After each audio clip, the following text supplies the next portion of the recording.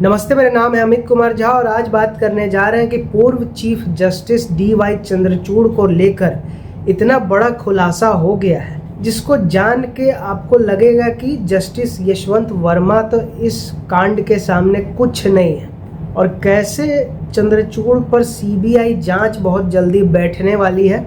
इसी सब विषय पे चर्चा करने जा रहे हैं, लेकिन चर्चा की शुरुआत करने से पहले आपसे एक ज़रूरी बात कहना चाहेंगे कि अगर आपको सच सुनना पसंद है और चीज़ों को सरल शब्दों में समझना पसंद है तो जितना हो सके उतना आर्थिक सहायता करें और सच को इसी तरह से मजबूत करते रहें। तो DY चंद्रचूड़, इनका जो पूरा जीवन रहा है पूरा विवादित और कांड से ही भरा रहा है और एक बार इतिहास जान लेने पर अभी जो नया कांड हुआ है बाकी के सामने तो ये बच्चा लगेगा। तो ऐसे तो कई फैसले इन्होंने दिए हैं, लेकिन जो सबसे विवादित फैसले रहे हैं, खासकर सुप्रीम कोर्ट जज रहते हुए और फिर बाद में CJI रहते हुए, इसी को पहले जान लेते हैं। तो पहला फैसला इन्होंने जो लिया वो था सबरीमाला में औरतों की एंट्री करवाने का। अब बहुत लोग नाच रहे थे, नारीवादी लोग, कि महिलाओं को भी अधिकार मिल गया ये, जबकि राजस्थान में संतोषी माता का मंदिर है जहां मर्दों की एंट्री बंद है। क्या मर्दों ने कहा कि हमको घुसना है उसमें? नहीं, धार्मिक मान्यता वहां का है तो है, इतना तो मंदिर है घुसने के लिए। उसी तरह सबरीमाला मंदिर में भी 50 साल से नीचे की लड़की या औरतों का एंट्री बंद था, क्योंकि वहां भगवान अयप्पा ब्रह्मचर्य का पालन कर रहे हैं, उस रूप में विराजमान है, इसलिए एंट्री बंद थी। लेकिन नहीं, सुप्रीम कोर्ट ने कहा कुछ नहीं, महिला कहीं भी जा सकती है, उसको हम एंट्री देंगे, लेकिन मस्जिद में नहीं जा सकती। क्योंकि मुसलमान का तो छुरा देखते ही डर लग जाता है, हिंदू में हर कुछ में फैसला देना है। दूसरा फैसला क्या लिया कि मर्द मर्द से, औरत औरत से शारीरिक संबंध बना सकता है।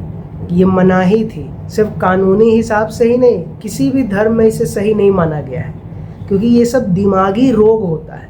जैसे अपने आप को जान से मारने का, खुदकुशी करने का, स्प्लिट पर्सनालिटी का अनेकों दिमागी रोग होता है, उसी तरह ये भी एक रोग है।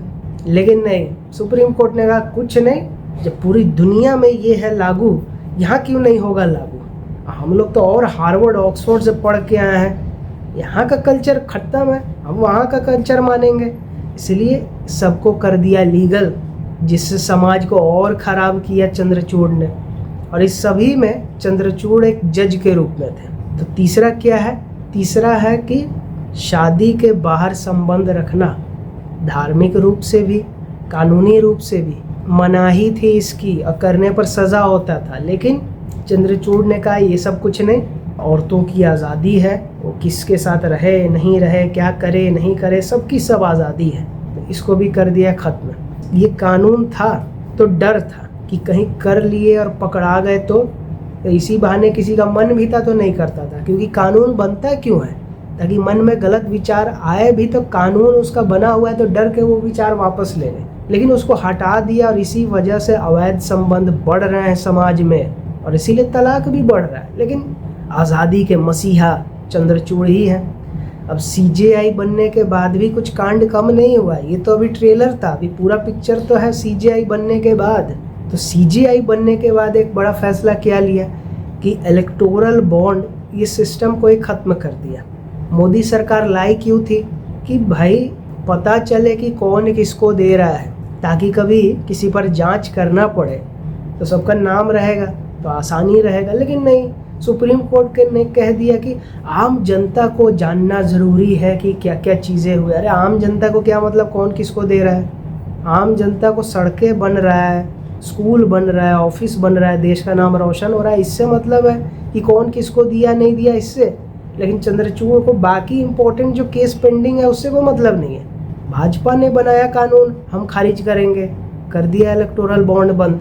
दूसरा क्या किया कि मर्द मर्द से, औरत औरत से शारीरिक संबंध वाला जो बात था उसको धार्मिक नाम भी दो, उसको कानूनी नाम भी दो, एक शादी का रूप दो उसको। उसके लिए फटाफट बेंच को बनाया, बड़ी बेंच को, कि नहीं नहीं नहीं नहीं, इनकी शादी भी होनी चाहिए, सिर्फ शारीरिक संबंध से थोड़ी होगा, उसके बाद गोद लेने का भी कार होना चाहिए। बताओ हाल, उस बच्चे को गोद लेगा, बड़ा होगा, पूछेगा कि तुम्हारा माँ बाप कौन है, वो क्या बोलेगा? मेरा बाप है और मामा है। तो बाकी जजों में भी ये सेंस था कि खुद तो ये बेवकूफ़ों की ज़िंदगी अपना ख़राब करेगा ही, और जिसको गोद लेगा उसको भी करेगा। इसलिए बाकी जजों ने चंद्रचूड़ का प्रस्ताव किया खारिज, कह दिया कि कोई शादी वादी नहीं होगा, तुमको अपना ज़िंदगी बर्बाद करना है करो, लेकिन ये शादी का नाम दे के शादी जैसा पवित्र बंधन बर्बाद नहीं होगा, और जिसको तुम गोद लेने का सोच रहा है वो भी बर्बाद नहीं होगा। तो चंद्रचूड़ का यहाँ तो मंसूबा हो गया फेल, लेकिन कोशिश की थी कि फिर समाज को और ख़त्म किया जाए। और तीसरा कि प्रेग्नेंट तो औरत होती है, लेकिन चंद्रचूड़ का कहना है कुछ नहीं, प्रेग्नेंट पर्सन करो, क्योंकि प्रेग्नेंट कोई भी हो सकता है। हमें क्या मालूम है कि लिंग तो 3 होता है, मर्द, औरत और बीच का ट्रांसजेंडर, लेकिन नहीं, चंद्रचूड़ के हिसाब से हज़ारों जेंडर होते हैं, हज़ारों लिंग होते हैं। तो अभी हम मर्द हैं, अगला सेकंड में औरत हो जाएंगे, फिर हम कहेंगे कि हम तो मर्द हो गए, फिर अगला सेकंड में औरत हो जाएंगे। मतलब जिसका जब जो मूड हो जाए उस तरह से हो जाए। अगर ये एक कानूनी रूप में जैसे अमेरिका में है, इस तरह से अगर पास हो जाता तो कोई मर्द किसी औरत के साथ दुष्कर्म करता, अगले ही दिन वो औरत का गेटअप लेके कहता कि हम तो औरत हो गए, अब हम पे नहीं केस चलेगा, वो जब मैं मर्द था तब मैंने किया। ये बड़ा स्केल पर लागू नहीं हो पाया, बस वो लिखावट भरी प्रेग्नेंट पर्सन रह गया, नहीं तो समाज और कितना बर्बाद होता। तो ये सब जान के पता क्या चलता है कि चंद्रचूड़ का जो पूरा इतिहास रहा है सिर्फ और सिर्फ समाज को बिगाड़ने वाला रहा है, क्योंकि ये व्यक्ति दिमागी रूप से वामपंथ का शिकार है और थोड़ा दिमागी रूप से थोड़ा बीमार भी है। अब आते हैं जो हाल का कांड हुआ है।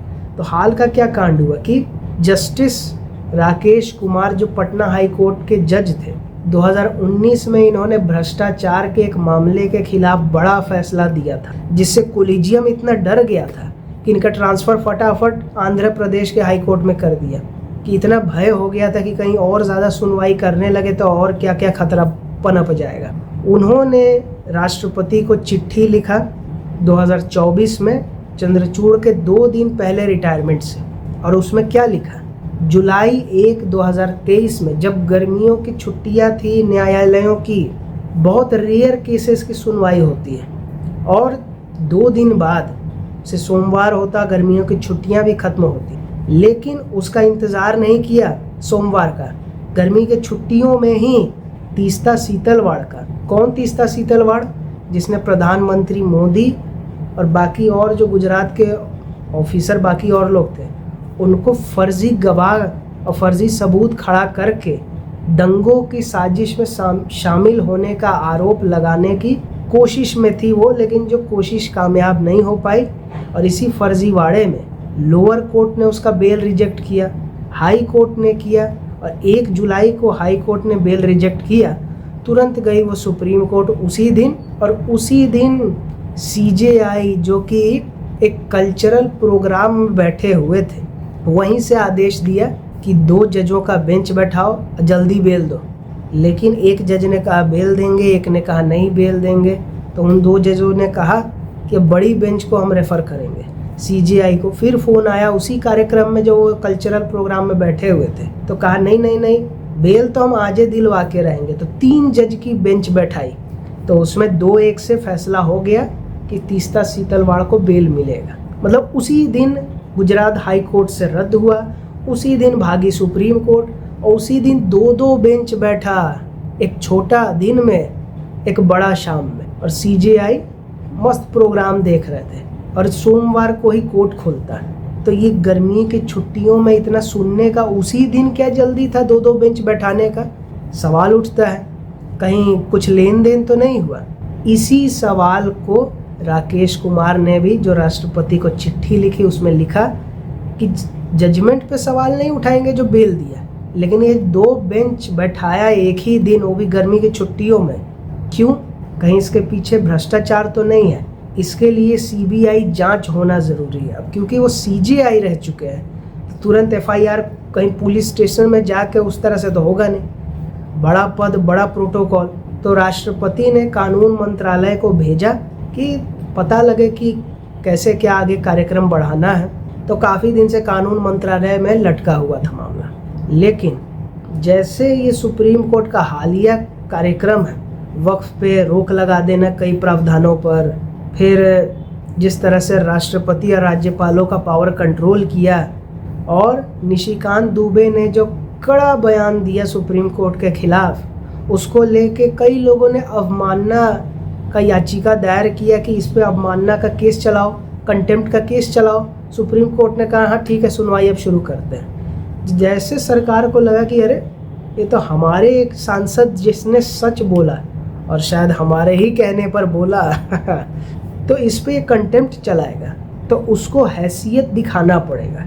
तो इसलिए जो वामपंथ का सबसे बड़ा चेहरा है सुप्रीम कोर्ट का, क्यों ना इसी पर केस चलाया जाए, क्यों ना उस मामले को तेज किया जाए।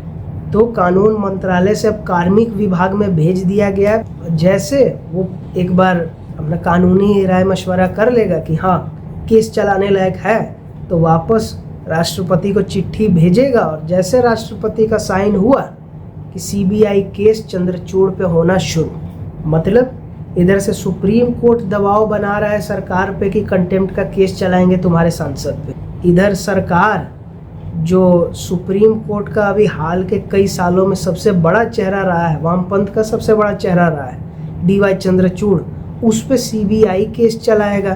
तो मतलब ये टसल हो गया है शुरू दोनों में। ये टसल में सरकार का ही जीत होगा, क्योंकि सरकार के पास बहुत सारा स्क्रू है कसने के लिए, बहुत लोगों ने कांड किए हुए। तो कहने का मतलब यही है कि जस्टिस यशवंत वर्मा वाला जो कांड है वो तो बस एक झांकी है। बड़े बड़े कांड सुप्रीम कोर्ट में कई सालों में हो चुके हैं, और ये जो आलतू फालतू मामलों में जो हड़बड़ी रहता है सुनवाई का, उसको लेके कितना किसको क्या मिल रहा है ये आने वाले सालों में पता ऐसे ही चलते रहेगा, जैसे अभी डीवाई चंद्रचूड़ का चला है। तो वीडियो पसंद आया तो लाइक करें, नहीं आया तो तब तक देखें जब तक पसंद ना आए, उसके बाद लाइक करें। वीडियो ज़्यादा से ज़्यादा लोगों तक शेयर करें ताकि उनको पता चले कि यशवंत वर्मा वाला तो झांकी है, अभी तो चंद्रचूड़ एंड मोर का पिक्चर बाकी है। और कमेंट करके ये बताएं कि वीडियो आपको कैसा लगा, आगे किस विषय पे देखना चाहेंगे, और सब्सक्राइब करके द अवेयर आर्मी का हिस्सा बने ताकि टॉपिक कोई भी हो, खबर कोई भी हो, सही जानकारी के साथ सही विश्लेषण आपको यहीं जानने और समझने को मिलेगा। बाकी जगह तो है नाटक और नौटंकी। और आप मेरे इंस्टाग्राम चैनल को भी फॉलो कर सकते हो जो आपको दिख रहा होगा स्क्रीन पर। और वीडियो देखने के लिए बहुत धन्यवाद।